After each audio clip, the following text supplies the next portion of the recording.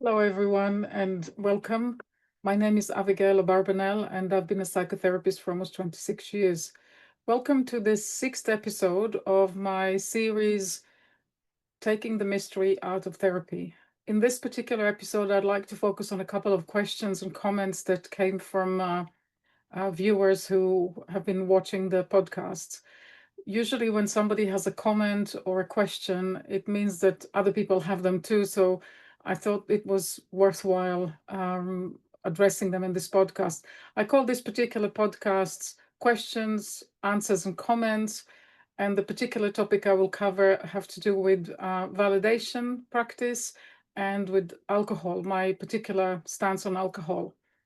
Before I actually start, I wanted to let you know that I have decided to create a new email address for people to send me comments, questions, or feedback. Unfortunately, I probably won't be able to respond to any or most of the emails that I receive, but it's a private way for people to make comments if they don't want to do it publicly on the forums that where I share these videos. And it remains between you and me. I will, if I find, for example, that there's a lot of comments that are concerned with one particular topic, a lot of questions on the same thing, then I will do more episodes like this where I will have a chance to address those. So I apologize in advance if you don't get a response directly from me. Please be sure that I am reading those emails and that I will attend to them through the podcasts. Here is the email address for you to use if you would like. Let me share that. It's podcasts at fullyhuman.co.uk. Fullyhuman.co.uk is my domain, and I've just created this new email address, podcasts at fullyhuman.co.uk. And it'd be lovely to hear from you with any comments, questions, or feedback that you have. I welcome all feedback, including criticism. It's always helpful. So let me stop sharing that and let me see what I'd like to address first. The first comment I'd like to address had something to do with validation. What happens when we validate in adult company between adults? So what I wanted to say is, first of all, in all relationships, validation is a key for people to feel safe with one another. Nobody feels safe when they're told not to feel something, even with the best of intentions. Nobody's going to feel comfortable if they say, "Oh, don't feel like that," or there's no point in it. So any comments that are dismissive or deflecting or critical or anything other than validation does not actually make us feel safe. Children and young people feel safe with adults who validate their emotions. There's no question about that. Adults also feel safe with adults. No client will ever feel safe with me if I started to tell them that what they're feeling doesn't make sense, or that they felt it for too long, or challenge them inappropriately when they just tell me how they feel or show a feeling. There's no way that they're going to feel safe. So the basis of all relationships must be an attitude of validation and a practice of validation. Now, only when we feel safe with others, we're actually likely to even listen to them and take their comments into account, their feedback into account, listen to a challenge, learn something new. We're not likely to do that if we feel that we're rejected, that what we're feeling, what we're talking about, that we're feeling, that we're experiencing internally is not accepted or seen by the other person. We simply close off and we don't share anymore. Validation leads to a deepening of conversations. It's a very standard thing in therapy. So in Gestalt therapy, when we studied about relationship between clients and therapists, we were always told that if you do not acknowledge somebody else's feelings and you don't let them have their feelings, have their inner experience, basically what you're doing is pulling the rug from underneath them. In any given moment, all we really have is our actual subjective experience. This is at every moment, whatever I'm feeling, this is what I'm feeling in this moment. If you tell me I can't do that, I can't feel that, then I've got nothing left. I've got no reality at that moment. It's incredibly destructive and incredibly unhelpful. So I love some of the lessons we learned in Gestalt therapy, although nobody ever talked about the brain. The principles that we learned were all super accurate. Now, with children, when we validate children's feelings, we directly wire their brain. So when we validate them, we are telling them that we see them. We're telling them that we can have an insight into their inner world, that we acknowledge them. And there is nothing more important for children in particular, for all of us, but particularly for children and young people, than to feel seen and acknowledged. And there's a reason for that. It's because being seen and being acknowledged and validated is key to integrating the two brains that I was talking about, the limbic and the prefrontal, which leads to robust psychology and to proper development towards our potential. So children absolutely need that. In adulthood, that doesn't really happen so simply from the outside. Adults need to do it themselves. So while I can validate my clients, they need to learn to validate themselves. When I validate them, I create the environment and the relationship that makes them feel safe to grow, but the work has to be done by them. So technically, the answer to the comment that I received from a listener, from a viewer, is that with adults, we make people feel safe when we validate them, and we're more likely to have a deeper relationship where things are more disclosed. We're all more likely to listen to each other properly. That happens in relationship therapy all the time. With children, when we validate them, we change their brains directly. It's quite a different process. With adults, if I validate the client's emotions in the moment, the client feels safe with me. But if they don't do anything about their own validation, then they go home with the same brain they came into the session with, session after session after session. They will feel good with me. They will feel safe and calm with me and regulated, but they won't change in any significant way. It's just a simple, basic standard principle about how the adult brain works.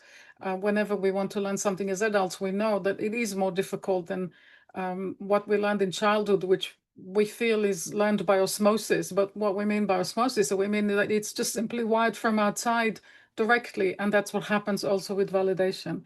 So I hope this comment is clear enough. If you have any questions, now you have the new email address to write to me to and ask me. And even if I don't do a podcast specifically about questions, I can always weave answers to my questions into existing podcasts and topics that I cover.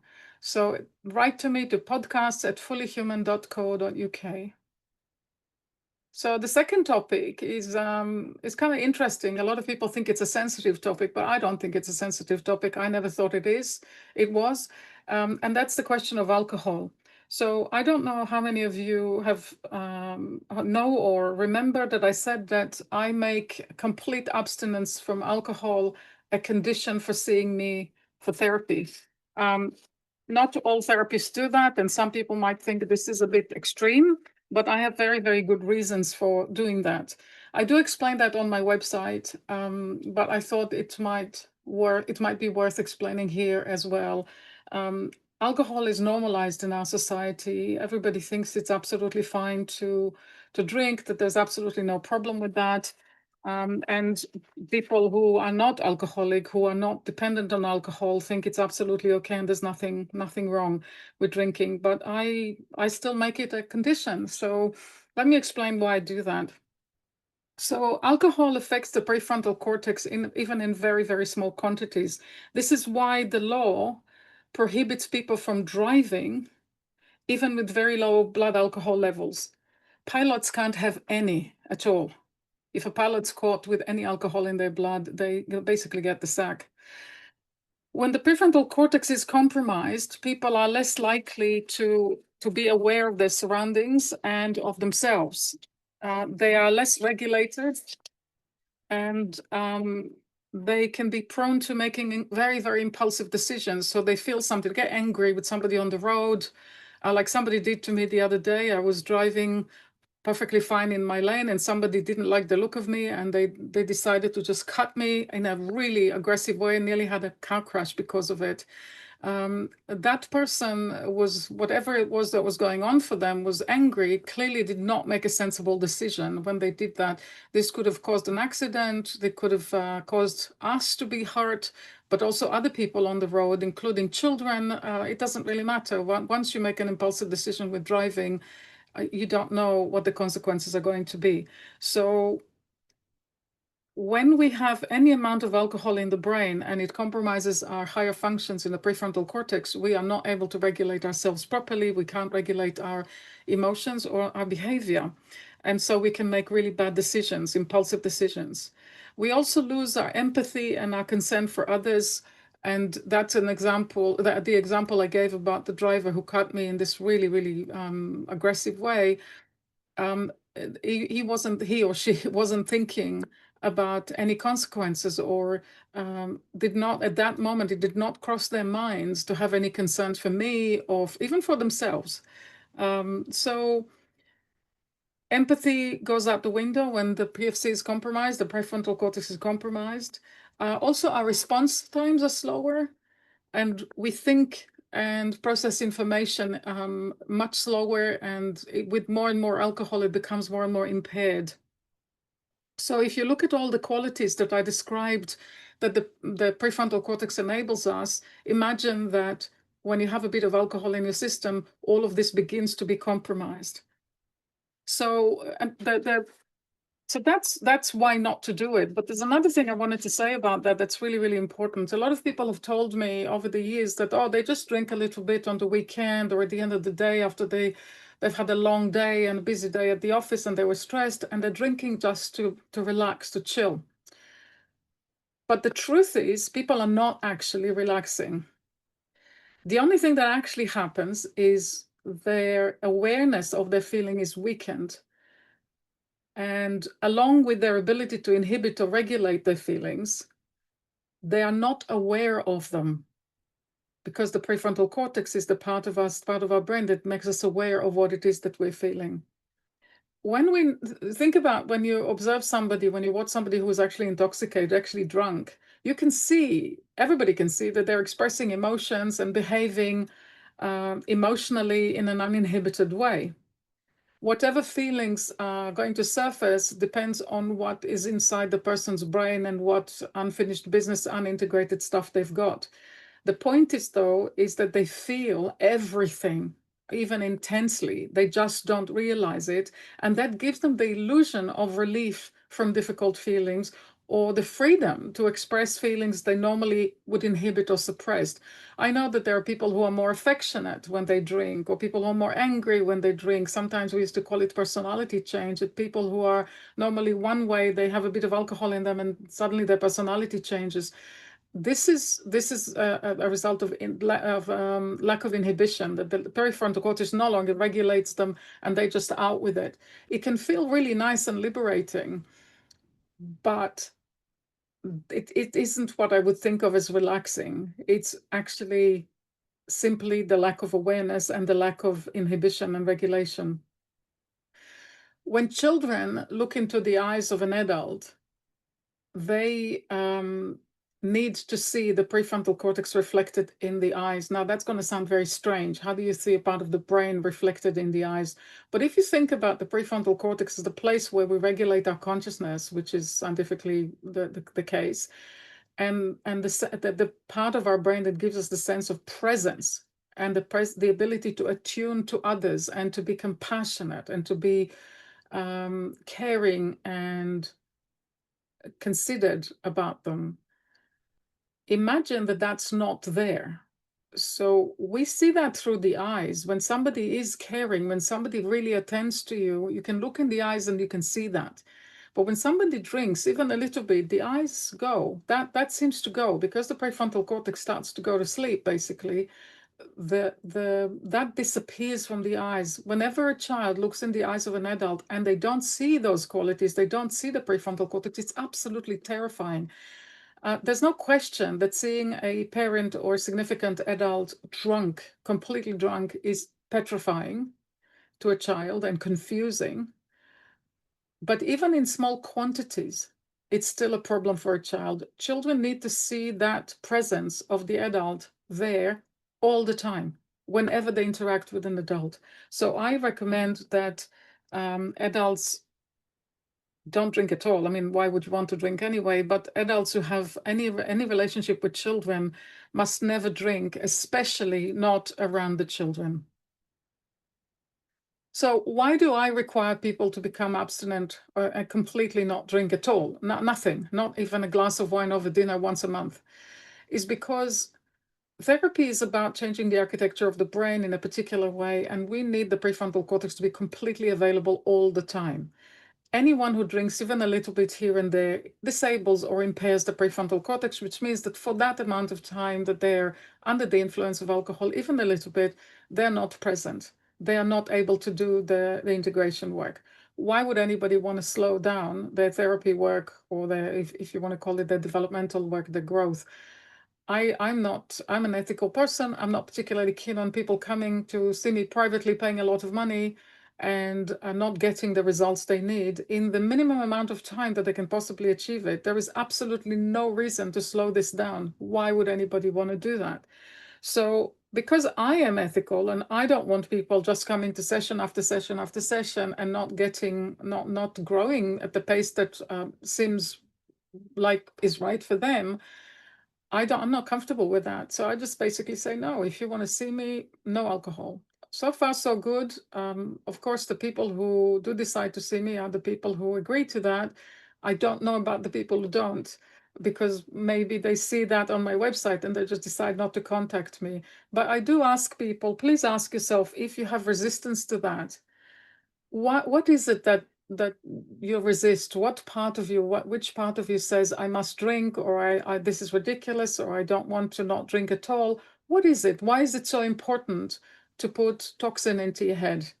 And by the way, this is not a religious or moral position. This is really, really pragmatic. I want my clients to get the results, the effects of therapy, to achieve what they can achieve, which is a great deal, with the minimum amount of time, and not spend years and years and years in therapy unnecessarily. The reason I came up with this rule is because years ago I didn't have it, and I used to just tell people, look, I recommend that you don't drink, but I didn't say it was a condition for seeing me. And I started to notice that there were clients who, given their, my sense of them, my assessment of them, their specs, their brains, I thought they could achieve results really, really well and really fast, and they weren't doing that. It wasn't happening, not as fast as I thought, and not necessarily as well as I thought. And I was puzzled by that. And then when I finally inquired, or by chance, I would suddenly realize that the person was actually drinking regularly. So they would drink half a bottle of wine on a Friday evening, sharing a bottle with their partner over dinner, or going out with friends and drinking some alcoholic beverage. And I thought, oh, well, okay, that's why. So I decided to exclude alcohol from my practice completely. Now, in terms of research is now showing that no amount of alcohol is safe, and that's research from medical science and from neuroscience.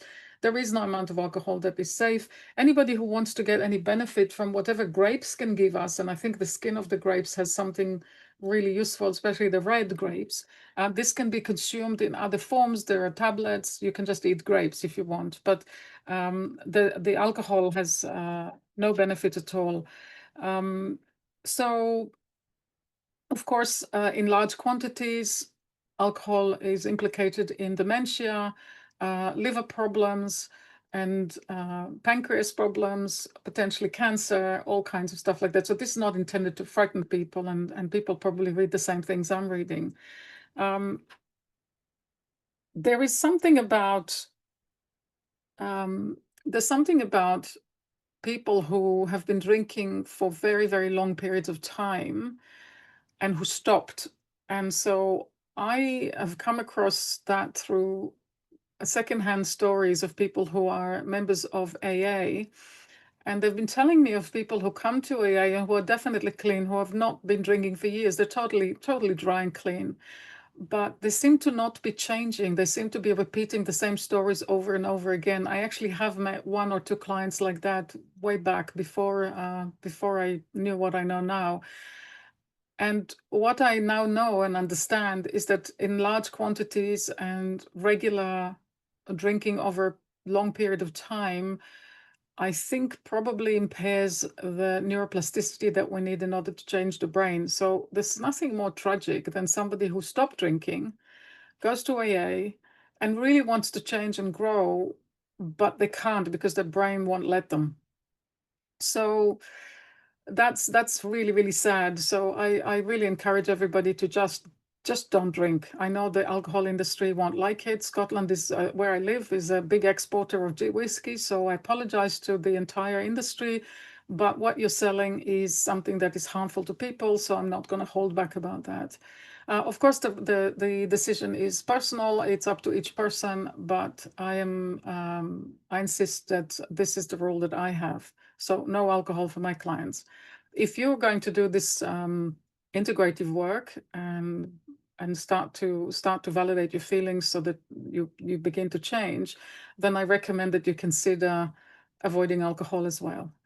Now, one last thing I wanted to say about that is that some of my clients who basically, well, stop drinking completely, still go out with friends, and they were the people who told me initially that drinking was, they weren't drinking heavily, but it was a social thing, that when you go with a group of people to the pub or somebody's home, it's completely normal that people drink a glass of wine or something together, or a beer or whatever.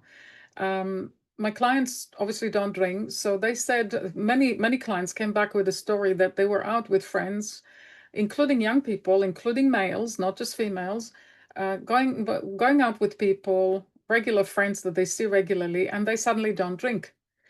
And quietly, before they know it, more and more members of their group stop drinking. They start imitating them. So if my client orders a soft drink or fizzy water or something like that, or the Americans, I think, call it club soda, suddenly other people start to do the same.